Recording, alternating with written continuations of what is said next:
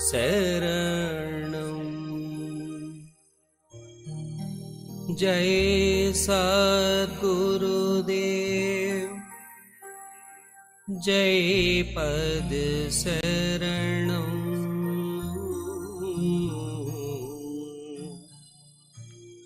श्री यशोरूप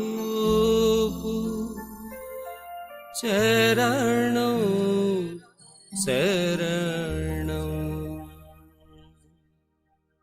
जय सद्गुरुदेव जय पद शरणं। श्री यशोरूप चरणं शरणं। जय सद्गुरुदेव जय पद शरणं। श्री यशोरूप चरणं शरणं। जय सद्गुरुदेव जय।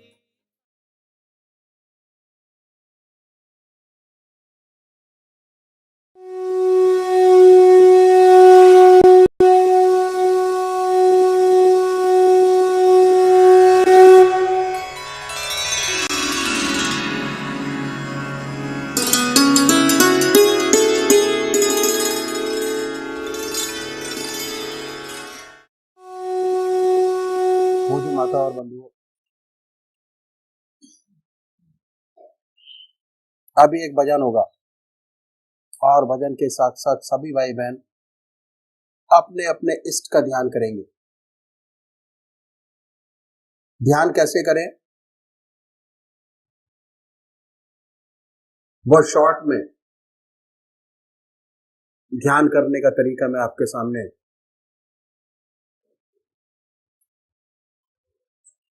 बताता हूं। संसार में दो प्रकार के भक्त हैं, एक साकार पुजारी और दूसरे निराकार, और ये बहुत पुराने जमाने से चले आ रहे हैं। क्यों? भक्त का स्वभाव कुछ ऐसा ही है, किसी को चेहरे से प्यार होता है, किसी को नाम से प्यार होता है। जिनको चेहरे से प्यार होता है वो है साकार पुजारी, जिन्हें शक्ति से प्यार नहीं होता वो है निराकार। हमारे संतों ने जो ग्रस्त में हुए दोनों के लिए रास्ता बताया, साकार के लिए भी और निराकार के लिए भी। साकार पुजारी सबसे पहले निश्चित करे कि परमात्मा की कौन सी मूर्त ऐसी है, कौन सी मूर्ति ऐसी है जिसमें भगवान की सबसे ऊंची भावना आप डाल सकते हो, उसे अपनाइए। उनको पकड़िए, उनको कभी बदले नहीं। एक इष्ट की उपासना, एक इष्ट का ध्यान, एक इष्ट का मनन। ऐसा नहीं कि आज आप राम की पूजा करें, कल कृष्ण की, परसों माँ की, तरसों देवी की। ध्यान नहीं बनेगा। अगर अपना इष्ट रोज रोज बदलेंगे, जल्दी जल्दी चेंज करेंगे, तो ध्यान आपका नहीं बनेगा। पूजा का जो मकसद है वो है चित्त की एकाग्रता प्राप्त करना, कंसंट्रेशन ऑफ माइंड, और वो जब ही होगा जब आपका एक इष्ट हो। और जब एक इष्ट होगा तभी आध्यात्मिक अनुभव आपके खुलेंगे। एक इष्ट की उपासना। तो ये मानिए, जिस इष्ट को आप मानते हैं कि वो इष्ट हमारा सशरीर हमारे सामने विद्यमान है, अपने सामने उनकी पवित्र मूर्त को बनाएं, बड़े प्यार से। बड़ी बड़ी आंखें हैं, गोल चेहरा है, जटाएं हैं, सर्पों की माला है, बनाएं अपने सामने अपने इष्ट को।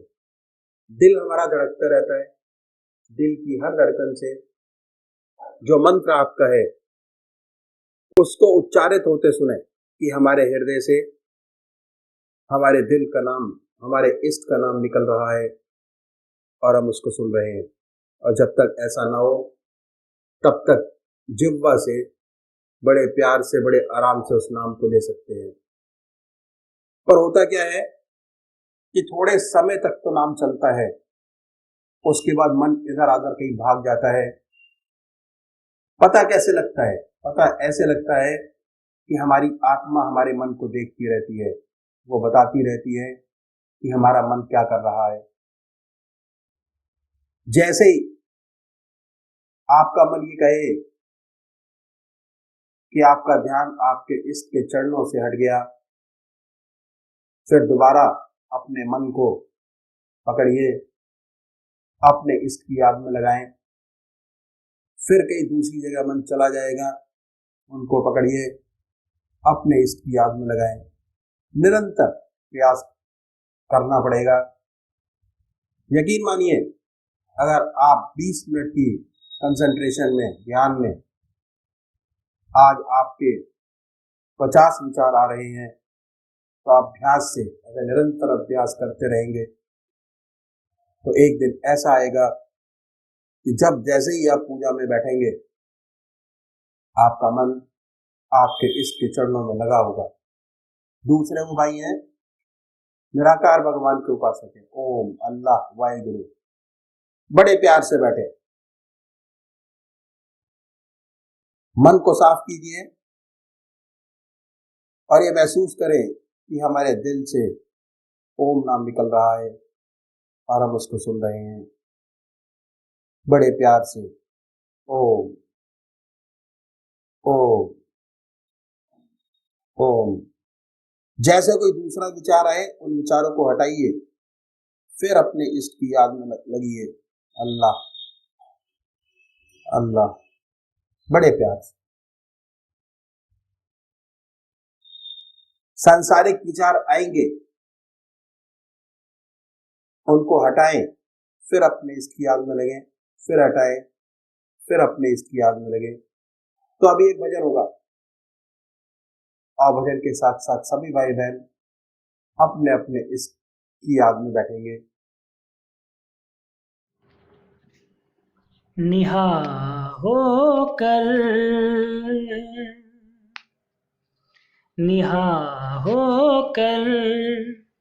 हर एक जर्रे में है जलवाया तेरा।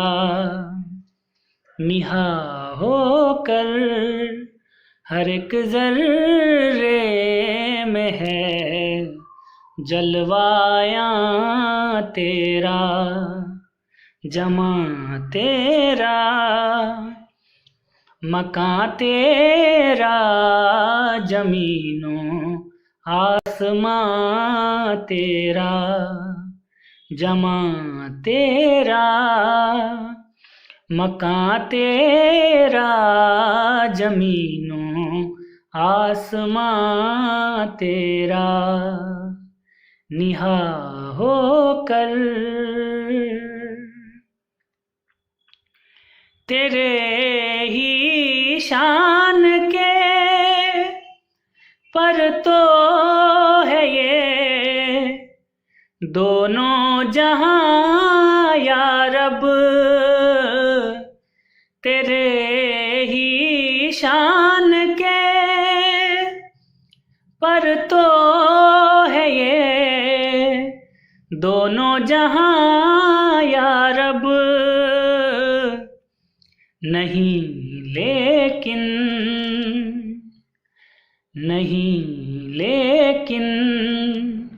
किसी ने आज तक पाया निशान तेरा। नहीं लेकिन किसी ने आज तक पाया निशान तेरा। निहा होकर हर एक मखलूक मलको जिन वली और पीरो पैगंबर, हर एक मखलूक मलको जिन वली और पीरो पैगंबर, तेरे ही नूर के, तेरे ही नूर के जामे में है हर सनाख्वां तेरा, तेरे ही नूर के जामे में है हर सनाख्वां तेरा, निहा होकर सिफाते जात और अफ़आल में वे मिस्ल यकता है, सिफाते जात और अफ़आल में वे मिस्ल यकता है, न कोई मुश्तरक तेरा, न कोई राज़दां तेरा, न कोई मुश्तरक तेरा, न कोई राज़दां तेरा, निहा होकर निशान निकला गरीब आखिर उसी तारीक पहलू में, निशान निकला गरीब आखिर उसी तारीक पहलू में, हर एक कालिब में रहता है मकान है लामकान तेरा, हर एक कालिब में रहता है मकान है लामकान तेरा, निहा होकर हर एक ज़र्रे में है जलवायां तेरा, जमा तेरा मकान तेरा, ज़मीनों आसमां तेरा, निहा होकर, निहा होकर, निहा होकर।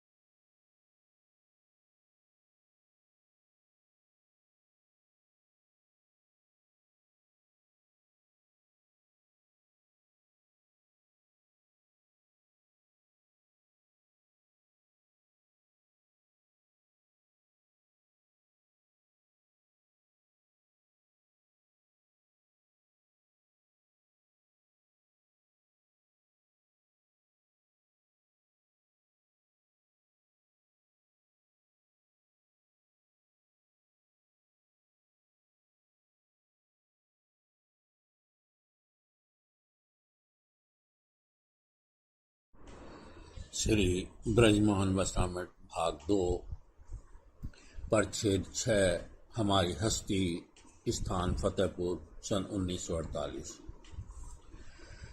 तब नारद गवने शिव पाही, जिता काम अहमिति मन माही।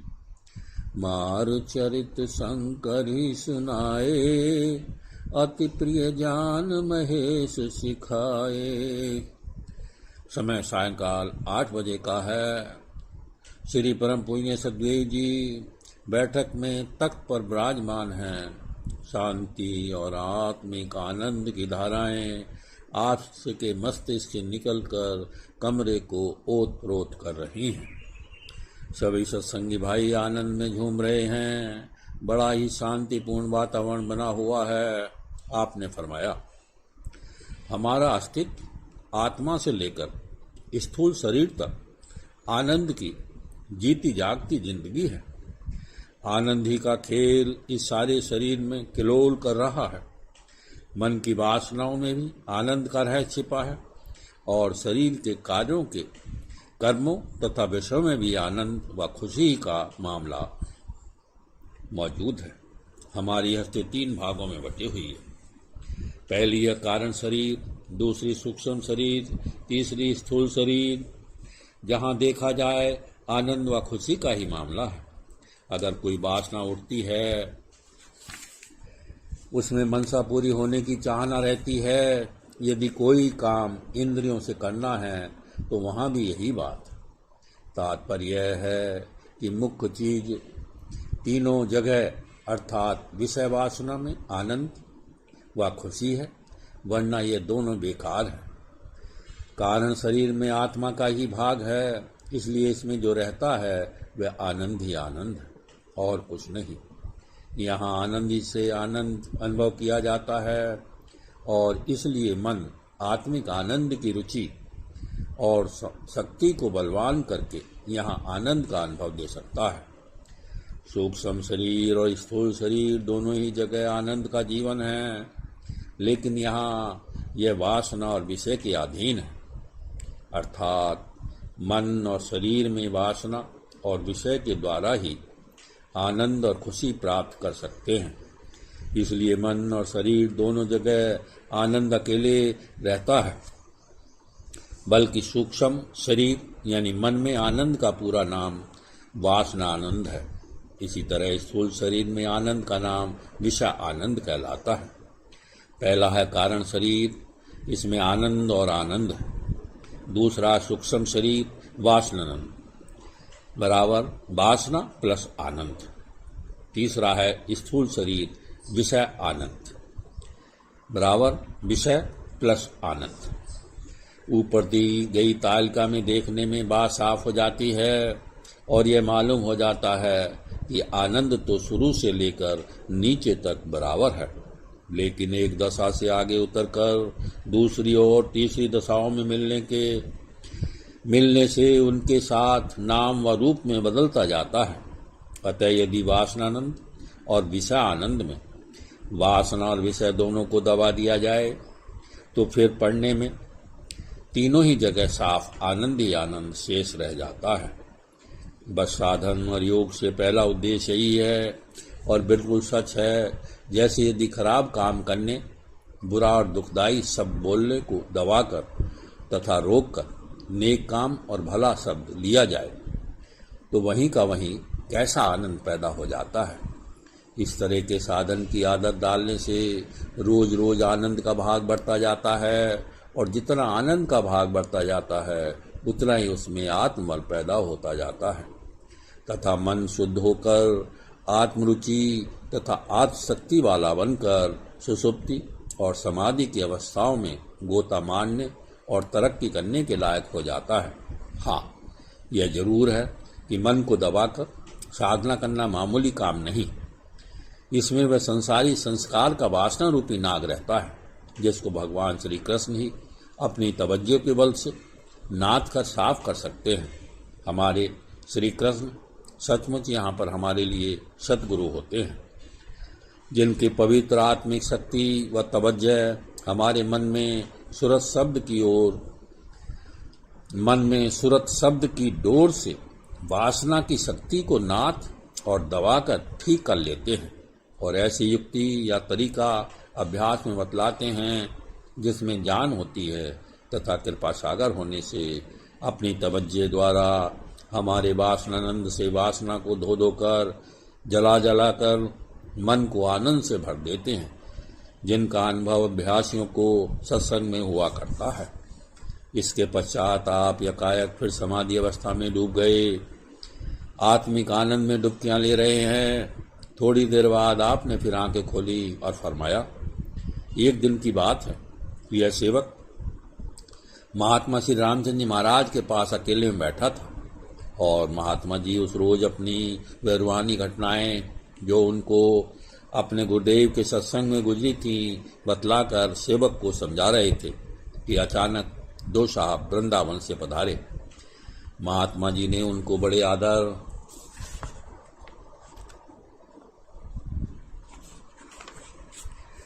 और भाव से बैठा लिया। आखिर में उनमें से एक साहब ने पूछा कि आपका वर्ण कायस्थ है, लेकिन आप काम ब्राह्मणों का कर रहे हैं। यह सुनकर महात्मा जी के नेत्रों में आंसू भर आए। फिर बोले, महाराज आप पंडित हैं और सब जानते हैं, मैं बेपढ़ा हूँ, लेकिन ब्राह्मण होने के जवाब में यही जानता हूँ कि एक ऐसे वर्ण में मेरी पैदाइश बतलाई गई है जिसका काम सिर्फ धोबी और भंगी का ही हो सकता है। इससे अधिक मेरे सतपिता ने मेरी कोई हैसियत नहीं बतलाई है। यह सुनकर उस पंडित जी का भी जी भराया और तवज्जो के लिए प्रार्थना की। थोड़ी देर बाद पूज्यपाद महात्मा जी ने आपको दिल पर ध्यान जमाने की युक्ति बतलाकर बिठलाया और तवज्जो दी। जब ध्यान आनंद में डूब गए और उस आनंद के गोते से बाहर आए, कृत कृत होकर चरण छुए और रोकर कहने लगे, आज हमें मालूम हुआ कि क्या हिंदू क्या मुसलमान कोई हो संत दूसरों के उपकार के वास्ते ही दुख उठाते हैं। इसके पश्चात आपने फिर यह फरमाया कि छोटी छोटी गुर की बातों को एक तो लोग जानते नहीं और यदि बतलाई जाती है तो उन पर अपनी समझ से अनावश्यक समझ कर ध्यान नहीं देते। नतीजा यह होता है कि अभ्यास और तरक्की में ढील ढाल रहती है। सत्संग में जो चढ़ाई दूसरों के साथ सूरत लग जाने और खिंच जाने में हो जाती है, उस पर ध्यान रखने की गुंजाइश रहती है कि नियम के साथ खुद थोड़ा बहुत अभ्यास में लाए बिना चिरस्थायी नहीं होती। इसके पश्चात आप फिर गहरी ध्यान अवस्था में चले गए हैं। सब बैठे हुए सत्संगी भाई भी आत्मिक आनंद में डुबकियां लेने लगे हैं। कमरे में शांति का वातावरण छाया हुआ है। थोड़ी देर बाद श्रीमान परम पूज्य सतगुरुदेव जी ने आंखें खोली और फरमाया, जब सदगुरु की संगत और मेल से उसकी आत्मिक तवज्जो अभ्यासी के दिल में पड़ जाती है और आत्मी लगन का आनंद दिल में पैदा हो जाता है, तो फिर ऐसे रूहानी बच्चे की परवरिश व खुराक की फिक्र और ज़रूरत हुआ करती है जिससे उसमें शक्ति आ सके और उन्नति कर सके। ये जानना चाहिए कि कुछ बातों की विशेष ज़रूरत होती है जिनसे आत्मिक बच्चे को या दिल की आत्मिक लगन को भोजन तथा शक्ति पहुंच सकती है। पहली है मालिक की याद या उसके सुमरन से। दूसरा युक्ताहार विहार से, अर्थात जो कुदरतन या अखलाकन और धर्मानुसार बातें करनी हैं वह की जाएं। तीसरी है युक्ताहार विहार के विरुद्ध न करने से, अर्थात जो मन काम क्रोध मोह लोभ के वश में होकर जरूरत या आवश्यकता के विरुद्ध करावे, उससे मन को रोकने और साधने से। 4 खूब पेट भर कर भोजन न करने से। 5 धर्मशास्त्र के अनुसार काम करने से। यह सभी जानते हैं कि ईश्वर की याद और उनके सुमरन में खुद ही प्रकाश और आनंद है। अतः और उससे और भी सुंदर प्रकाश व आनंद व शांति दिल में पैदा होती है। मगर हाँ, यह बात कि याद व सुमरन किस तरह करना चाहिए जिसमें प्रकाश व आनंद खुद हो, अपने सद्गुरु से ही मालूम होगी। क्योंकि ये जिज्ञासु या अभ्यासी की प्रकृति और उसकी दशा के अनुसार विधि बताते हैं, लेकिन क्योंकि अनुभवी होते हैं इसलिए कोई न कोई गुर उस विधि में लगा देते हैं, जिससे कि उन गुरुओं की सहायता से पढ़ने पढ़ाने या लेन देन व सीखने सिखाने का काम झटपट आनंद के साथ चालू हो जाता है और आत्मिक बिजली के झटके या असरात दिल में नई जान डालने लगते हैं। इस मार्ग में युक्ताहार विहार से आगे बढ़ने में बड़ी मदद मिलती है। जिन सत्संगों का आत्मिक पुनर्जन्म रिवर्त हो जाता है या हो गया है, उनके लिए जरूरी है कि मन व शरीर की उन आवश्यकताओं को ही पूरा करें जिनकी तंदुरुस्ती, नेकी और सब जीवन कायम रखने के लिए उनका हक है, ताकि जीवन के कर्मों के करने से मन में ईश्वर की याद व सुमरन के प्रकाश और आनंद में तरक्की होने में मदद मिलती रहे। क्योंकि इस तरह की रहनी सहनी से प्रकाश, बल और हिम्मत ही मिलती है। मन और शरीर की जरूरतों से यह नहीं समझ लेना चाहिए चाहे उचित हो या अनुचित, हर चीज जरूरत की है, हलाल हो या हराम, जिससे शरीर पलने और जो बेजा ताकत प्राप्त करने की मंशा हो, ताकि शारीरिक व मानसिक भोग और स्वार्थ आदि की तरफ रुचि ज्यादा हो। युक्ताहार विहार यह नहीं कि धर्म शास्त्र को तोड़ डालें और रोज हाजमे आदि के लिए शराब पीने लगें या ऐसी अनावश्यक चीजें इस्तेमाल करने लगें और सबको जिंदगी की जरूरत की चीजें व बातें बतलाएं। ऐसी समझ बहुत मोटी है। तीसरे, मिताहार से अंतर में प्रकाश या नूर पैदा होता है और आत्मिक लगन में शक्ति पहुंचती है, मगर इस कम खाने से यह मतलब नहीं कि ऐसा भूखा रहे जिससे अंतड़ियां कुलो अल्लाह पड़ने लगें और आंखों में दम आ जाए, शरीर और इंद्रियां कमजोर हो जाएं, बल्कि मतलब यह है कि ना फाका करें ना ठूस कर खाना खाएं, बल्कि संधि अर्थात दरमियानी तरीका रखें। भोजन जैसा मालिक ने दे रखा है और परिश्रम की कमाई अच्छी से अच्छी खाएं, जिससे शरीर में बल रहे और हिम्मत रहे। हाँ, ये ख्याल रखें कि भरपेट न खाएं, कुछ कम खाएं। यह बात अनाहार की बनस्पत मुश्किल है। चौथे, वह चीजें जिनसे प्रकाश या नूर पैदा होता है वह कर्म है, जिनके करने का हुक्म है या ईश्वर की तरफ से या धर्मशास्त्र, अवतार, नबी, संत, महात्मा के द्वारा करने कराने का हुक्म हुआ है, क्योंकि ऐसे कामों से भी प्रकाश पैदा होता है। प्रकाश से हमारा तात्पर्य निरा ऐसा चांदना और चमक दमक ही नहीं जैसा सूर्य से होता है, बल्कि ऐसा चांदना और चमक तो उनके गुणों में से एक गुण है। उन और गुणों की बाबत फिर कहा जाएगा। यहाँ पर इस प्रकार को एक बिजली समझ लेना चाहिए। जैसे जरूरी नहीं कि बिजली हमेशा रोशनी के रूप में प्रकट हो और तभी उसको बिजली कहें और जानें, वरना नहीं, बल्कि लोहे में आकर्षण करने का गुण प्रकट होता है तो उसको भी बिजली कहते हैं। और जब कहीं शरीर पर धक्का मारती है या गर्दन पर मुक्का सा मारकर अलग हो जाती है तो वहाँ भी बिजली ही कहते हैं। मतलब यह है कि प्रकाश या नूर बिजली की जान में छिपा होता है, बिजली की जात में छिपा होता है, कभी प्रकट होता है कभी नहीं। उनके गुण ऐसे हैं जैसे आग लगाना, बरकी, रोशनी, धक्का या मुक्का सा मारना और आकर्षण शक्ति दिखाना आदि। यह भी उस बिजली में ही छिपे रहते हैं। जब कभी नेक, पाक, धार्मिक और परमार्थी कामों के कारण अंतर में बिजली का प्रकाश पैदा होता है तो आंतरिक अभ्यास करते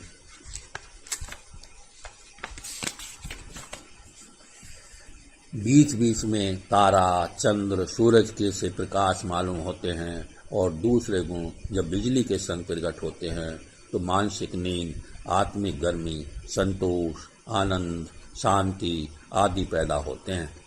इस प्रकाश की पहचान जो बिजली के रूप में छिपा हुआ खुद अपने खास गुणों से किया करता है, साधारणतः अनुभवी संतों और महात्माओं को भली भांति हुआ करती है, या फिर उन अभ्यासियों को हुआ करती है जिन्होंने ऐसे अनुभवी गुरुओं से बिजली पाकर अपने दिल के मीटर को बिजली नुमा बना रखा है और अपने आत्मिक बच्चे को उस प्रकाश का भोजन देते हैं जैसा बतलाया है गया है। जिसका अभी आत्मिक बच्चा पैदा नहीं हुआ या दिल का मीटर नहीं जागा है, वह उन प्रभावों को नहीं जान सक पाते। जिस तरह की बड़े बालकों की तंदुरुस्ती और रोग की दो दशाएं होती हैं, उसी तरह आत्मिक बच्चे के साथ भी ऐसी ही दो बातें होती हैं। जब कोई शिकायत या रोग नहीं होता तब स्वास्थ्य है, और जब शिकायत होती है तब रोग। आत्मिक बच्चे की बीमारियों और मौत का कारण वही बुरी बातें होती हैं जो उन बातों से विरुद्ध होती हैं जिनसे आत्मिक प्रकाश पैदा होता है, अर्थात जिनसे अंधकार पैदा होता है। या बुरी बातें बीमारी की जड़ हैं। ये कुछ मुकाबले की बातें लाभदायक होती हैं। पहली है प्रकाश, नूर, और दूसरी अंधकार, जुल्मत। पहली है याद या सुमरन, जिक्र इलाही से, अंधकार में गफलत से। दूसरा युक्ताहार, विहार, रहनी, सहनी, और व्यवहार में समान अवस्था यानी अदाय हक के नफस से। आहार, विहार व रहनी सहनी में बेतरतीब व बेकायदी से। तीसरा है पेट भर खाने के बजाय कम खाने से। तीसरा पेट भर तन कर खाने से। चार धर्मशास्त्र के अनुसार कर्म व अमल करने से। इसके खिलाफ काम, क्रोध, लोभ, मोह के बस खुदी व खुजल से कर्म करने से। अपने आत्मिक बिजली वाले अभ्यर्थियों की संगत और मेल से वह मदद मिलती है। नाजिन्स और दूसरों की संगत और मेल से उसके मायावी बल व संसारी भावों की बिजली से या सूक्ष्म बिजली दब जाने से। छह पाक और साफ रहने से, नापाक और गंदे रहने से। ध्यान व सुमरन और याद में दिल लगाने से। पहले संकल्प करके ध्यान व सुमरन और याद में दिल लगाना और प्रकाश पैदा होता है। शुरू में नियम न बांधने से उस काम या साधन ध्यान व सुमरन में जल्दी हिम्मत व दिल नहीं जमता और प्रकाश के बजाय भ्रम पैदा होता है। इसके पश्चात धीरे धीरे फिर समाधि अवस्था में चले गए। उनके साथ साथ बैठे हुए सत्संगी भाई भी आंतरिक ध्यान में डुबकियां लगाने लगे। कमरे में आत्मिक शांति, प्रकाश व आकर्षण की धाराएं बहने लगीं। सभी के मन आत्मिक आनंद में डूबे हुए हैं और ईश्वरीय प्रेम की धारा बह रही है। लगभग आधा घंटे बाद आपने आंखें खोली तो धीरे धीरे सब सचेत होने लगे, क्योंकि समय अधिक हो गया था। रात्रि के 10:30 बज गए थे। सत्संग समाप्त हुआ। सब सत्संगी भाई बहन पूजनीय सदगुरुदेव जी को दंडवत प्रणाम करके अपने अपने को घरे को चले गए। परमात्मा तू ही है, तेरी इच्छा पूर्ण।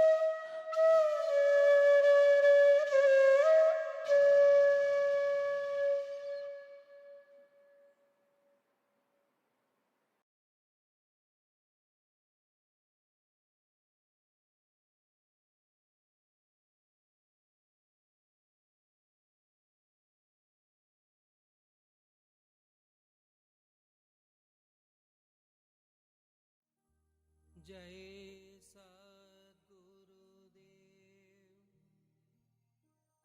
जय पद शरणं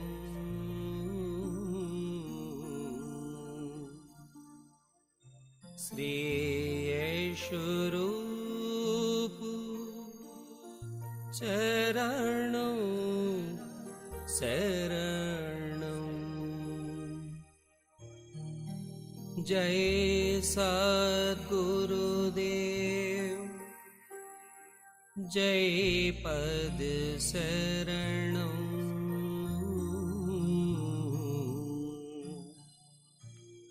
श्री यशोरूप चरणं शरणं जय सद्गुरुदेव जय पद शरणं श्री यशोरूप चरणं शरणं जय सद्गुरुदेव जय पद शरणं श्री यशोरूप चरणं शरणं जय सद्गुरुदेव जय पद शरणं श्री यशोरूप चरणं शरणं जय सद्गुरुदेव जय पद शरणं श्री यशोरूप चरणं शरणं जय सद्गुरुदेव जय पद शरणं श्री यशोरूप चरणं शरणं जय सद्गुरुदेव जय पद शरणं श्री यशोरूप चरणं शरणं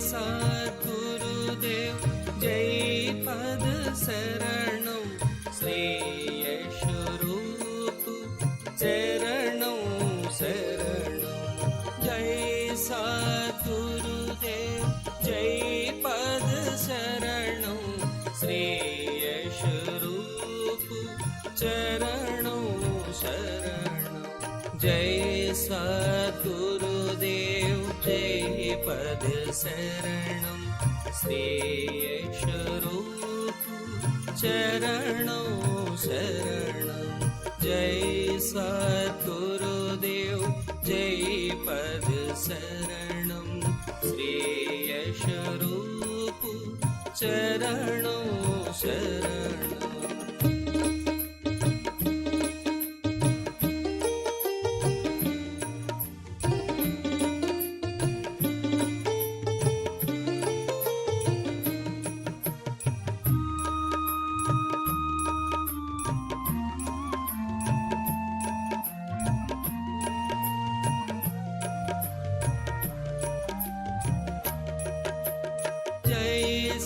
सद्गुरुदेव जय पद शरणं श्री यशोरूप चरणं शरणं जय सद्गुरुदेव जय पद शरणं श्री यशोरूप चरणं शरणं जय सद्गुरुदेव जय पद शरणं श्री यशोरूप चरणं शरणं जय सद्गुरुदेव जय पद शरणं श्री यशोरूप चरणं शरणं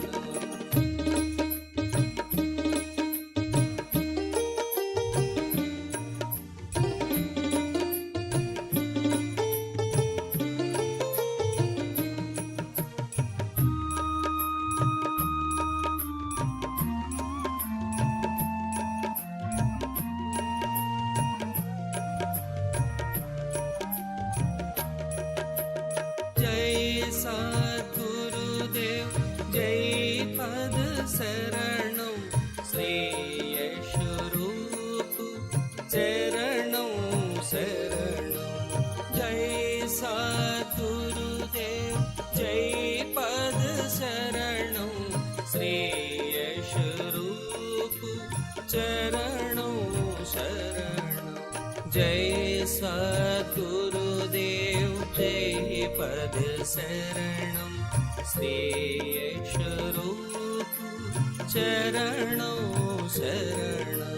जय सद्गुरुदेव जय पद शरणं श्रेयस्वरूप चरणं शरणं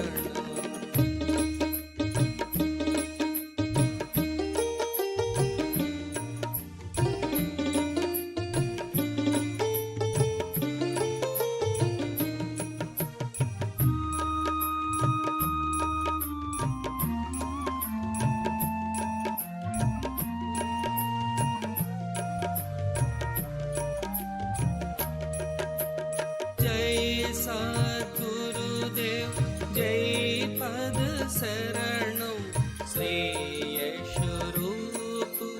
चरणं शरणं जय सद्गुरुदेव जय पद शरणं श्रेयस्वरूप चरणं शरणं जय सद्गुरुदेव जय पद शरणं श्रेयस्वरूप चरणं शरणं जय सद्गुरुदेव जय पद शरणं श्रेयस्वरूप चरणं शरणं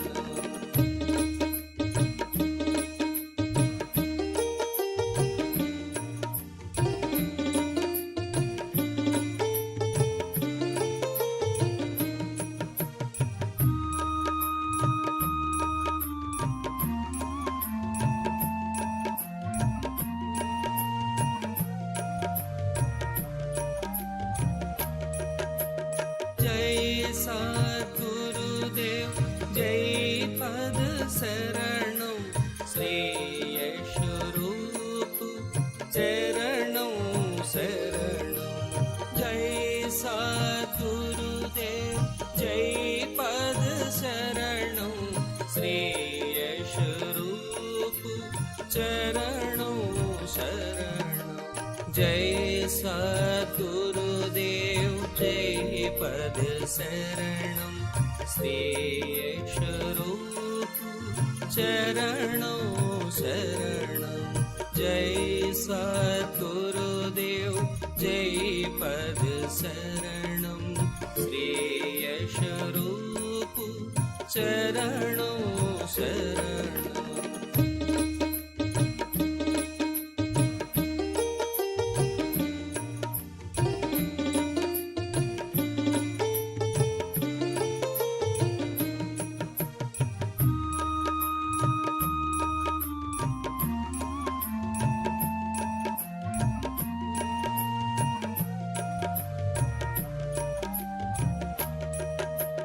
जय सद्गुरुदेव जय पद शरणं श्रेयस्वरूप चरणं शरणं जय सद्गुरुदेव जय पद शरणं श्रेयस्वरूप चरणं शरणं जय सद्गुरुदेव जय पद शरणं श्रेयस्वरूप चरणं शरणं जय सद्गुरुदेव जय पद शरणं श्रेयस्वरूप चरणं शरणं जय सद्गुरुदेव जय पद शरणं श्रेयस्वरूप चरणं शरणं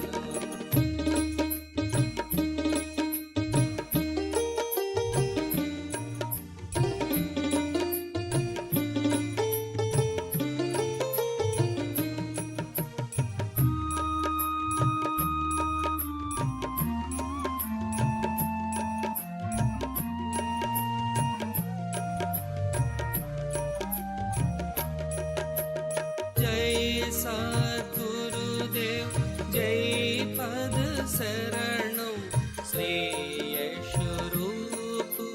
चरणं शरणं जय सद्गुरुदेव जय पद शरणं श्रेयस्वरूप चरणं शरणं जय सद्गुरुदेव जय पद शरणं श्रेयस्वरूप चरणं शरणं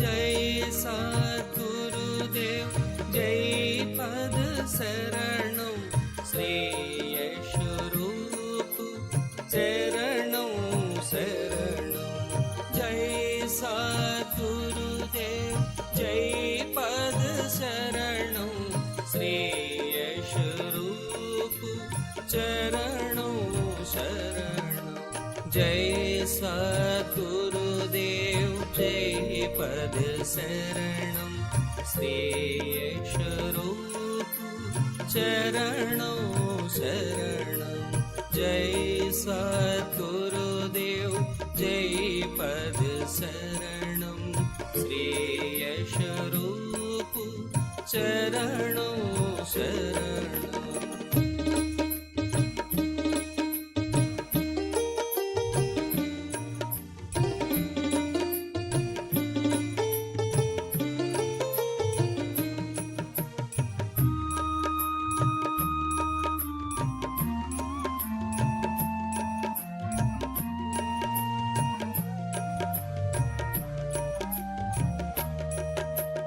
जय सद्गुरुदेव जय पद शरणं श्रेयस्वरूप चरणं शरणं जय सद्गुरुदेव जय पद शरणं श्रेयस्वरूप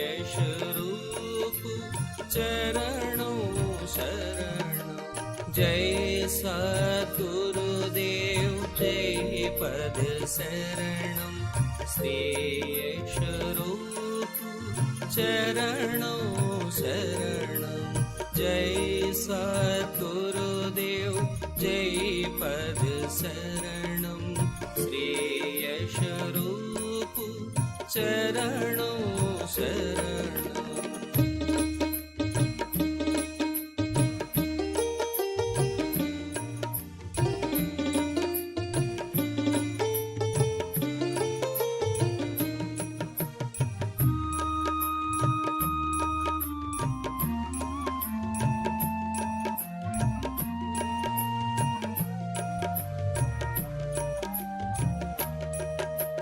जय सद्गुरुदेव जय पद शरणं श्रेयस्वरूप चरणं शरणं जय सद्गुरुदेव जय पद शरणं श्रेयस्वरूप चरणं शरणं जय सद्गुरुदेव जय पद शरणं श्रेयस्वरूप चरणं शरणं जय सद्गुरुदेव जय पद शरणं श्रेयस्वरूप चरणं शरणं जय सद्गुरुदेव जय पद शरणं श्रेयस्वरूप चरणं शरणं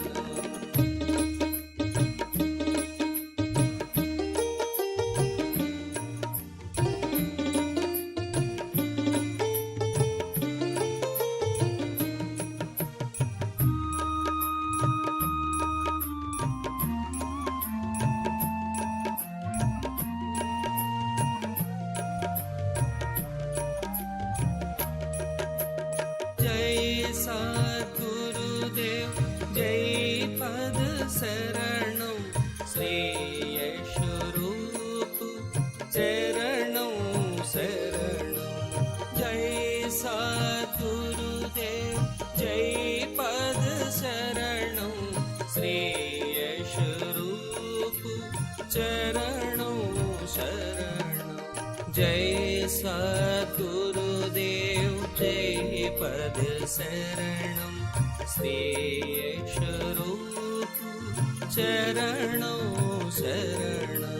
जय सद्गुरुदेव जय पद शरणं श्रेयस्वरूप चरणं शरणं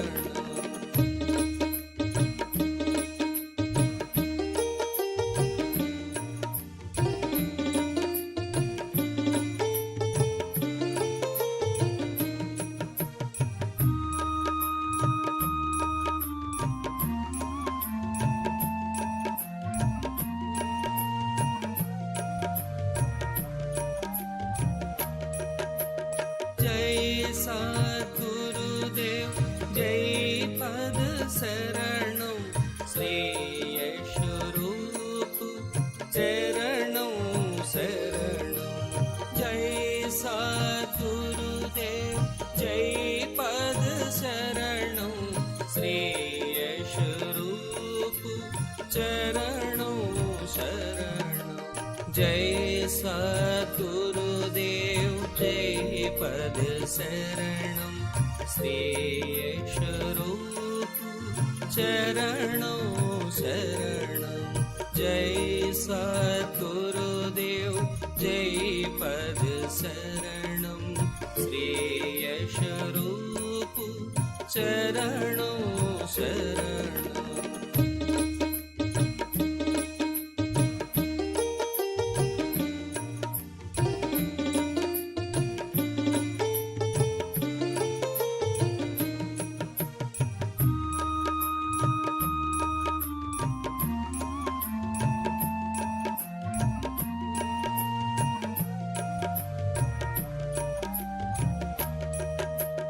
जय सद्गुरुदेव जय पद शरणं श्रेयस्वरूप चरणं शरणं जय सद्गुरुदेव जय पद शरणं श्रेयस्वरूप चरणं शरणं जय सद्गुरुदेव जय पद शरणं श्रेयस्वरूप चरणं शरणं जय सद्गुरुदेव जय पद शरणं श्रेयस्वरूप चरणं शरणं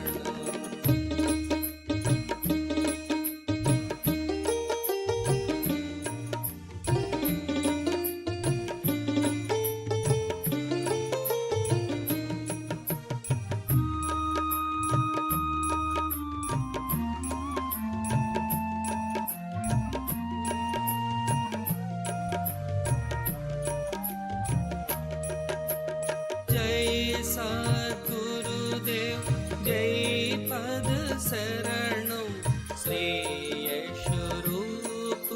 चरणं शरणं जय सद्गुरुदेव जय पद शरणं श्रेयस्वरूप चरणं शरणं जय सद्गुरुदेव जय पद शरणं श्रेयस्वरूप चरणं शरणं जय सद्गुरुदेव जय पद शरणं श्रेयस्वरूप चरणं शरणं जय सद्गुरुदेव जय पद शरणं श्रेयस्वरूप चरणं शरणं